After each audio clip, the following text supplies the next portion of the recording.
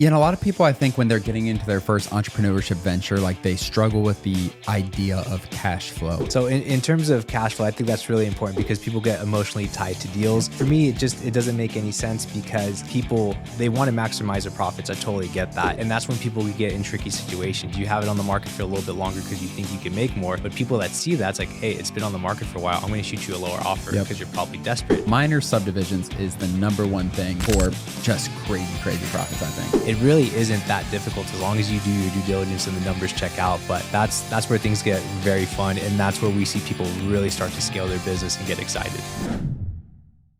Hey everybody, welcome back to the Real Estate Investing Podcast. I'm your host, Ron Apke. Today we have Anthony Weiler with us as a co-host. Really excited to have Anthony here. He's got great experience, some great input on this topic. And what we are talking about today is maximizing your profit on a land deal. And when I say this, and what we're going to go over today, Anthony, is a couple different things.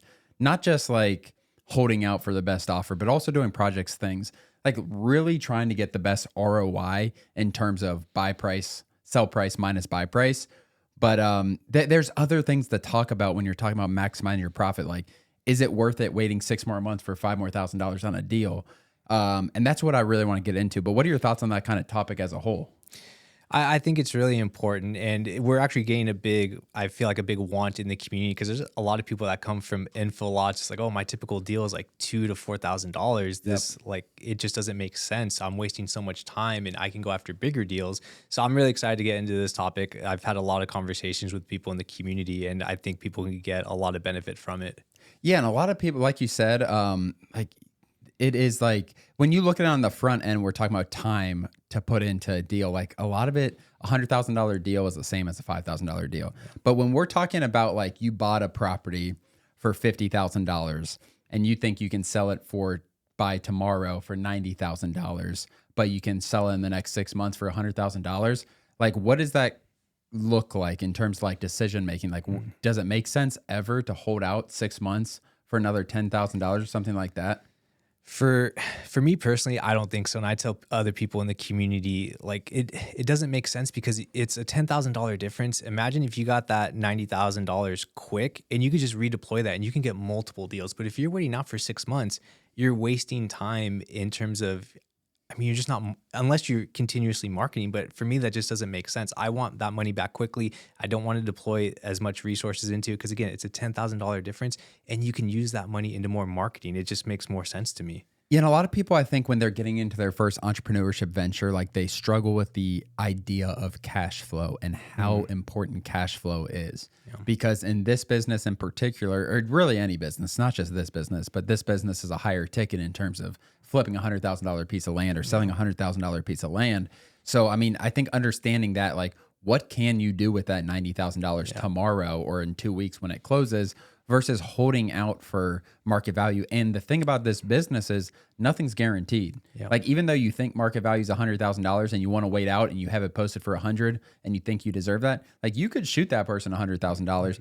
But if they say no and like you can get them up to 92 or 93, it's a good offer, stuff like that. Like, I don't know. It just the cash flow and the ability for what that money can do is extreme. So in terms of cash flow, I think that's really important because people get emotionally tied to deals. Yeah.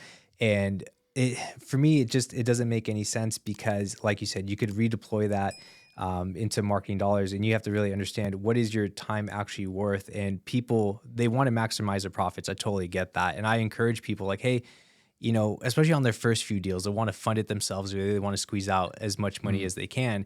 And that's when people get in tricky situations. You have it on the market for a little bit longer because you think you can make more. But people that see that, it's like, hey, it's been on the market for a while. I'm going to shoot you a lower offer because you're probably desperate. Or if you fund the first few deals yourself, I mean, I can tell you numerous conversations I've had with members that are like, hey, I funded deals myself, but unfortunately it's sitting on the market a little bit longer than I wanted to. And now you don't have that money to redeploy into your marketing. So I think that's where it gets really important, and you're wasting all of that time on disposition when you could still have some in disposition, but as you're building that acquisition pipeline is so important. So yeah, those are things that I definitely have been seeing lately. And if you just look at it from like an ROI perspective, not an ROI perspective with time in terms of that, like if you're saying you can sell it in 2 weeks for a $40,000 profit, let's just keep this $50,000 deal that we've been talking about versus selling for 6 months. Like your ROI on that 2 weeks, 30 days that property was out is way better buying for 50 and selling for 90,000 versus buying for 50, selling for $100,000 in 6 months. It's not even close, honestly. Yeah. But let's kind of get into, Anthony, project-based things, because these are more like front-end decisions. You have a property that you could subdivide. You have a property that you could maybe put a driveway. You could clear some land. And there is a lot of opportunity in making money on those. And let's say, I don't know, you're buying a $100,000 piece of land. You can sell it for $200,000. Or you can do a 12-month project and you can sell it for $300,000. Like that is a lot more enticing to me than the first situation where we're talking about holding out for asking price, holding out for a little more money when you're selling it. But the opportunity to do projects in land, I think it's a future of land for one. Yes. And just like the opportunity to make more money by slight improvements. Subdividing is, minor subdivisions is the number one thing for just crazy profits, I think. Yeah, I completely agree. And this is where it gets really fun too, because we're seeing people in the community, and we've been encouraging this as well too, to go after these bigger deals. But they're the funnest to partner with. You can really get creative, and you're holding your money out, but if the numbers that you just gave, I mean, that's a great return on investment, and you can still keep the lifeline of your business, of your simple like buy for 30, sell for like 65, 70, like keep that cash flow coming while you go after these bigger deals. And I think people have the misconception of how complicated or how difficult it can be, but it really isn't that difficult as long as you do your due diligence and the numbers check out. But that's where things get very fun, and that's where we see people really start to scale their business and get excited. And the nice thing about like subdivision stuff like that is you're gonna be making some money along the way. It's not a 12-month thing. It might take 12 months for you to sell. Like let's say you break up 100 acres into 10-acre parcels, for example. It might take a year to sell all 10 of those parcels, but throughout that year, like you're gonna be getting money back. Like you're gonna be selling that 10-acre parcel for 50,000, that next 10-acre parcel for 45,000, whatever the case is. It's not like it's a lump sum of you selling that for $300,000. So the ROI really does change with things like subdivisions, because it's not like you're waiting 12 months to get all your money back versus maybe if you put an improvement, you put a mobile home on land, a different type of improvement, it's going to be selling as one versus subdivision. Like you can slowly sell those off and maybe have 100% of your money back within 6 months. Yeah. Not only that, there's people in the community too, that it's like, oh, maybe I should fund this myself, or how do I even get funding for this? There's plenty of people in the community, including us. Like, please, we'd love to take a look at those deals. We'd love partnering with people on deals like that.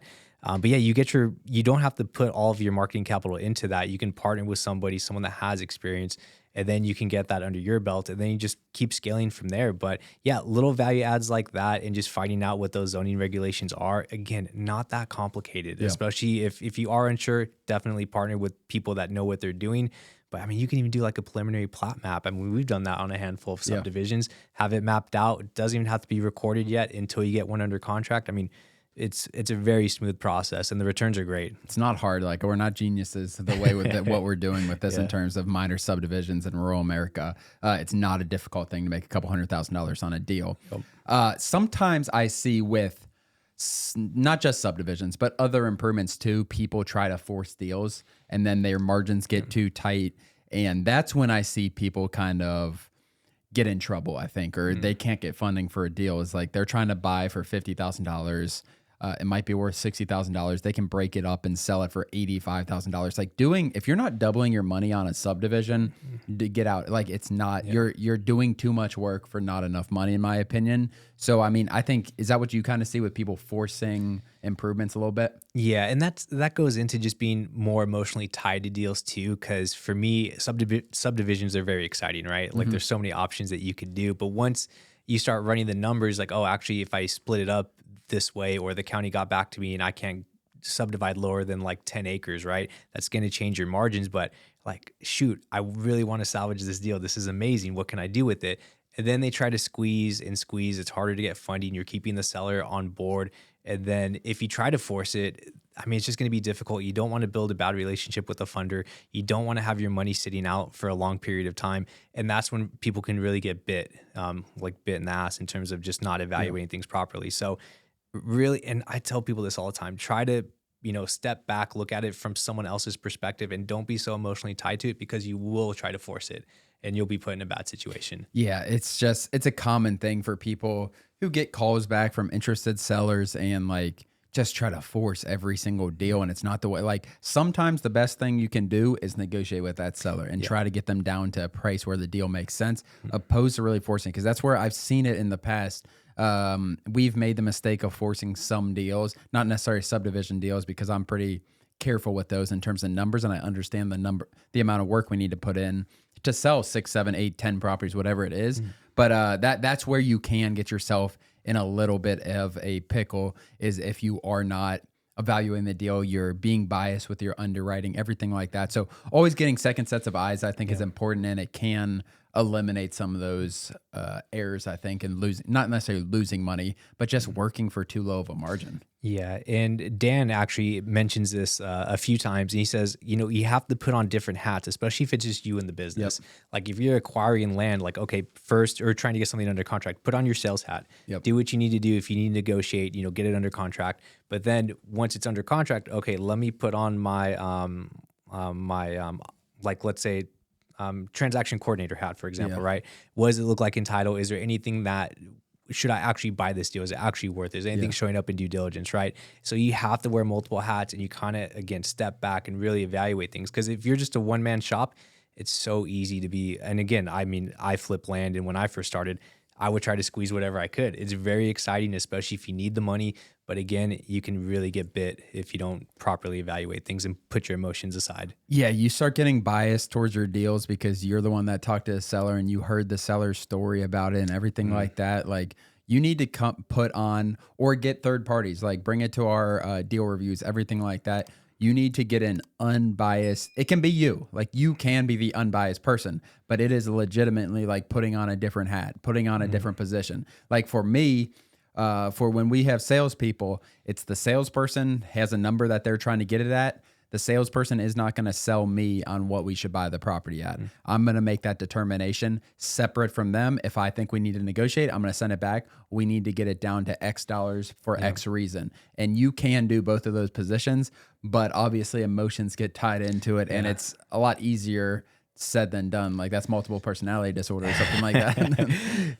Yeah. And again, the biggest thing is just run the numbers. Cause if you're doing a subdivision deal and it's like, well, this could sit from anywhere from 6 months to a year, maybe even longer. And if you're only getting like 20,000 out of that, it's like, is that really worth your time? You have to, and this is where you kind of have to do self-evaluation. What is your time actually worth? If you had to put a number on it, and go after that number, like really, really strategize in terms of, because ultimately we want people to reach financial freedom. And part of that though too is like getting your time back is really important. So if you're spending all this time and you're getting $20,000 worth, again, axe it, move on to the next one. More opportunities will come. Learn about subdivision regulations, partnering with the county and what that process looks like. And at the end of the day, even though you didn't end up with a deal, you have that knowledge and you're ready to go after the next one.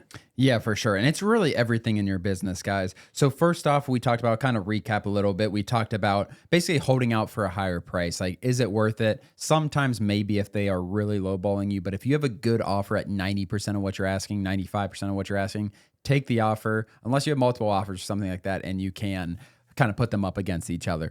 This is a cash flow business. And then secondly is the project-based thing. I love projects. I love projects for a future of this business. I think there's so much opportunity in big land deals, doing different things like that. And it is worth it for sure to be attacking those longer deals that are project-based to make an extra $50,000, $100,000. And those are the real numbers that can happen. But other than that, Anthony, you have anything else to add? No, I think it was a great episode. I think just really focusing on what your time is actually worth, if you had to put a dollar to it, and just go after that goal and just analyze deals, put on different hats and do your thing, but don't overthink it. Awesome. Well, thank you guys so much for joining. If you guys have not already, please hit that subscribe button below if you're listening on YouTube. If you're listening on Apple or Spotify, please share this with a friend, leave us a review. Everything like that is so helpful, and we really, really appreciate it. Other than that, thank you so much. We'll see you next time. As always, thank you for joining. Please do us a huge favor and like and subscribe our YouTube channel and share this with a friend. It really means the world to Ron and I, but more importantly, it could help change the life of someone else. Thanks for joining, and we'll see you next episode.